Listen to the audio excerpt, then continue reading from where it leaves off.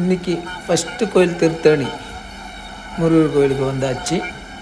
வந்து சாமி தரிசனம் பண்ணிவிட்டு அதுக்கப்புறம் வந்தவாசி பெருமாள் கோயிலுக்கு வந்தோம். பெருமாள் கோயில் அருமையாக இருக்குது. சிலை ரொம்ப பெருசாகவும் கோயில் ரொம்ப நீட்டாகவும் இருக்குது.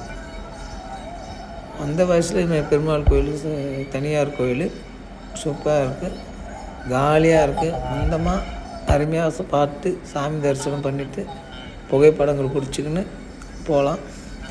கோயிலும் ஒரு வித்தியாசமாக தான் கட்டி வச்சுருக்காங்க, பார்த்தாலே தெரியும். ஏன்னா ரொம்ப நல்லா இருக்குது. பெருமாள் கோயில் இன்றைக்கி 2 கோயில் தான் எங்களால் பார்க்க முடிஞ்சிச்சு. நாங்கள் முருகர் கோயில் டூருக்கு கிளம்பிட்டோம்.